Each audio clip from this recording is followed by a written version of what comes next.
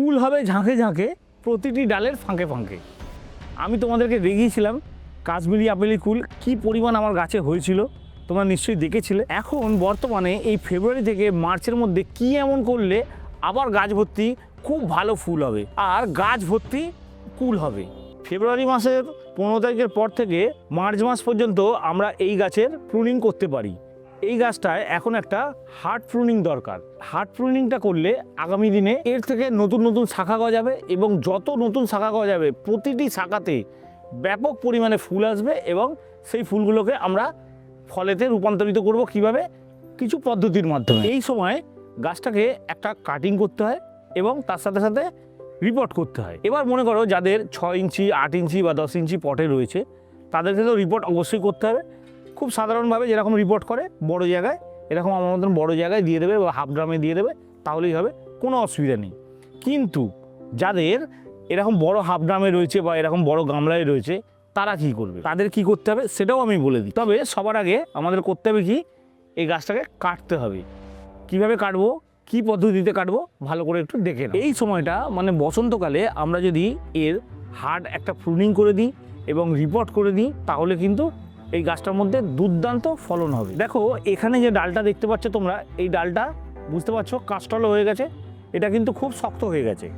এই ডালটাকে আমরা কি করব, এরকম একটা ফিতে দিয়ে মেপে নেবো। দেখো এখানে মাপটা দেখলে তোমরা বুঝতে পারছো, 1 ফুট হচ্ছে এখানে, 1.5 ফুট হচ্ছে এখানে, ঠিক আছে। আমাদের কাটিংটা করতে হবে 15 থেকে 18 ইঞ্চির মধ্যে। 15 থেকে 18 ইঞ্চির মধ্যে আমরা কাটিং করব। প্রথমবার যখন আমরা কাটিং করব তখন কিন্তু 15 থেকে 18-র মধ্যেই করব। আমি মোটামুটি একটা আন্দাজ করে নিচ্ছি, এখানে একটা দাগ দিয়ে দিচ্ছি। দেখো এরকম জায়গা থেকে মানে 16 ইঞ্চি 17 ইঞ্চি থেকে আমি এটাকে কাটবো। এরপর আমরা এরকম একটা করাত নিয়ে নিয়েছি। দেখো করাতটা দিয়ে কাটতে হবে। এখানে কিন্তু আমরা কোনো রকম কাটারের ইউজ করব না, কারণ হচ্ছে কি মাথাটা যদি থেতলে যায় তাহলে কিন্তু ফলন কম হবে। কারণ হচ্ছে মাথা যদি থেতলে যায় এখান থেকে ডাইব্যাক ধরতে পারে, আবার এখান থেকে ফাঙ্গাসের আক্রমণ হবে, নানা রকম সমস্যার সম্মুখীন হতে হবে। সেক্ষেত্রে কুশিগুলো নতুন যেগুলো বেরোবে সেগুলোর কিন্তু ক্ষতি হয়ে যাবে। দেখো এটা আমি কাটছি 15 থেকে 18 ইঞ্চির মধ্যেই কিন্তু কাটছি। দেখো এখান থেকে কাটা শুরু করছি।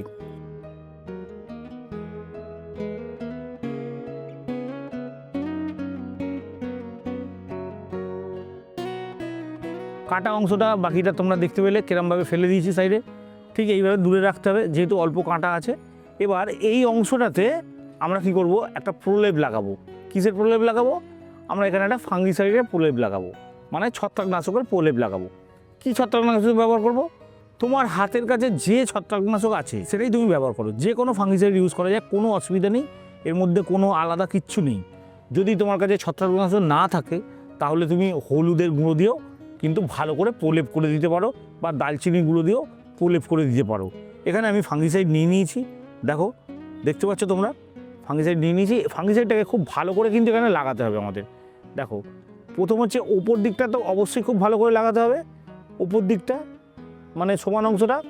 এরপর গায়ের দিকটাও লাগাতে হবে, মানে এই অংশটাও কিন্তু ভালো করে এইভাবে আমাদেরকে লাগিয়ে দিতে হবে। একটু মোটা করে প্রলেপ করে লাগিয়ে দেবো আমরা। যারা সামনাসামনি বাড়ির কাছাকাছি এটা পেয়ে যাবে তাদের জন্য ঠিক আছে, তাদের কোনো অসুবিধা নেই। ফাঙ্গিসাইড কোথায় পাবো চিন্তা করছো, তাদেরকে বলে দিচ্ছি, আমি নিচে লিঙ্ক দিয়ে দিচ্ছি, ওপরে স্ক্রিনেও লিঙ্ক আছে, স্ক্রিনেও লিঙ্ক দেওয়া আছে, তোমরা চাইলে দেখে নিতে পারো।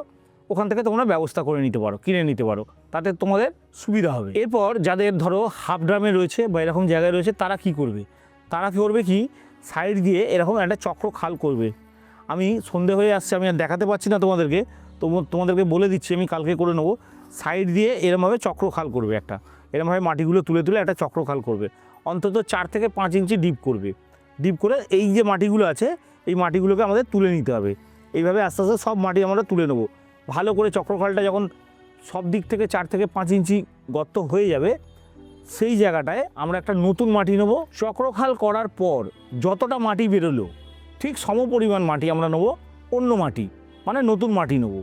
সেই মাটির সঙ্গে আমরা কি করব, 2 থেকে 3 মুঠো, 3 মুঠো থেকে 4 মুঠো দিতে পারি মিশ্র সার। মিশ্র সারটাকে ভালো করে মাটির সঙ্গে মিশিয়ে নেব, তাহলে 2 থেকে 4 মুঠো, যার যেরকম ড্রাম সেরকম অনুযায়ী দেবে। যাদের বড় আছে তারা 4 মুঠো দেবে, হাতের মুঠো 4 মুঠো দেবে। যাদের ছোট আছে ড্রাম তারা 2 মুঠো দেবে, যাদের মিডিয়াম আছে তারা 3 মুঠো দেবে। দিয়ে ভালো করে মিশ্র সারটা মাটির সঙ্গে মিশিয়ে নেবে। নতুন মাটিটার সঙ্গে মেশানোর পর চক্রখালটাকে আস্তে আস্তে ওই মাটি দিয়ে ভর্তি করে দেবে, দিয়ে সম্পূর্ণ জল দিয়ে দেবে। তাহলে খুব তাড়াতাড়ি কিন্তু এর মধ্যে নতুন নতুন শাখা গজাতে শুরু করবে। অনেকেই হয়তো ভাবছো বা ভয় পাচ্ছ যে এইভাবে গাছটাকে কেটে দিলাম, আবার তারপরে চক্রাখাল করে মাটি থেকে মাটি তুলে নিলাম, তুলে নিয়ে আবার নতুন মাটি দিলাম, এতে গাছটা কি কোনো ক্ষতি হবে? না, এতে গাছের কোনো ক্ষতি হবে না। তবে একটা কথা বারবার বলবো, যে গাছের বয়স 1 বছর হয়ে গেছে সেই গাছই একমাত্র কিন্তু এইভাবে রিপোর্ট করা যায় বা এইভাবে মাটি পরিবর্তন করা যায়। তাছাড়া কিন্তু যারা 1 বছরের নিচে আছে সেগুলোকে কিন্তু কোনো রকমভাবেই রিপোর্ট করার দরকার নেই। সেগুলোকে শুধু মাথাটা কেটে দিলেই যথেষ্ট, আর কিছু করতে হবে না। নতুন করে ভালো করে খাবার দেবে, তাহলেই হবে। চক্রখালটা করার সময় আমাদের কিছু কিছু শিকড় ছিঁড়ে যেতে পারে, তাতে কোনো অসুবিধা নেই, ঠিক আছে। কিন্তু আমরা ওই চক্রখালের ভেতরে যখন মাটি খাবার দিয়ে দিলাম, দেওয়ার পর যখন জলটা দেবো, জলটা দেওয়ার সময় কিন্তু আমরা সাধারণ জল দেবো না। তখন কি করব, আমরা ফাঙ্গিসাইড দেওয়া জল দেবো। 1 লিটার জলে আইসক্রিম চামচের 1 চামচ যে কোনো ফাঙ্গিসাইড গুলে নেবে, গুলে নিয়ে সেই জলটাই কিন্তু অবশ্যই দেবে। এতে কী হবে, শিকড়গুলোর মধ্যে কোনো রকম ছত্রাকের আক্রমণ হবে না। যদিও হয়ে থাকে, ছত্রাকনাশক কিন্তু সেটাকে রিকভার করে দেবে। সবথেকে গুরুত্বপূর্ণ বিষয় যেটা, সেটা হচ্ছে যে জলের ব্যাপারটা। দেখো, গাছে কিন্তু একটাও পাতা নেই, এটা আমাদের মাথায় রাখতে হবে। গাছে পাতা নেই মানে বাষ্পমোচন হবে না, জল অতিরিক্ত হয়ে গেলে গোড়া নষ্ট হয়ে যেতে পারে। আমি একদম সোজা হিসেব বলে দিচ্ছি। দেখো, এই যে আমরা খাবারটা দিলাম, মিশ্র সার দেওয়া মাটিটা দিলাম, দেওয়ার পর সঙ্গে সঙ্গে আমরা কিন্তু জল দিয়ে দেবো, জল দিয়ে মাটিটাকে ভিজিয়ে দেবো।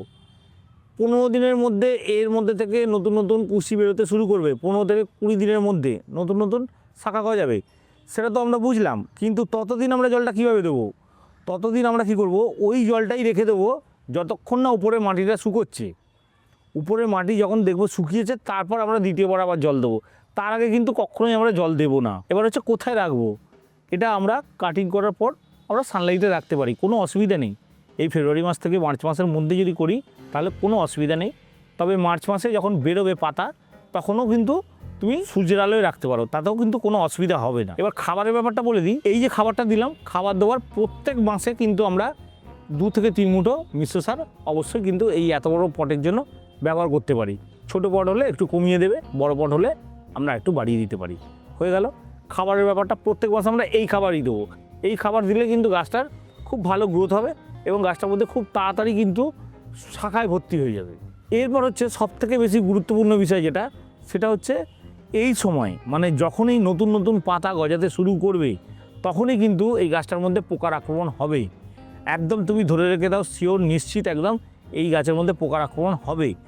সেই জন্য যখনই নতুন নতুন পাতা গজাতে শুরু করবে, তখন কিন্তু আমাদেরকে যে কোনো একটা কীটনাশক একে ব্যবহার করতে হবে। মানে অল্প করে হলেও কিন্তু কীটনাশক ব্যবহার করতে হবে। প্রত্যেক 15 দিন ছাড়া আমরা কি করব, এর মধ্যে কীটনাশক, তোমার হাতের কাছে যে কীটনাশক আছে তুমি সেটাই ব্যবহার করবে, দিয়ে ভালো করে স্প্রে করে দেবে পাতাগুলো। তাহলে কিন্তু কোনো ভয়ের কারণ নেই, কোনো পাতা নষ্ট হবে না, কোনো গাছের ক্ষতিও হবে না। কীটনাশকের ক্ষেত্রে তোমরা কী কী ব্যবহার করবে ভাবছো? তোমার হাতের কাছে যেটা আছে সেটা ব্যবহার করতে পারো। তোমার কাছে কাকা থাকলে কাকা ব্যবহার করো, টাপঘর থাকলে টাপঘর, রোগর ব্যবহার করতে পারো।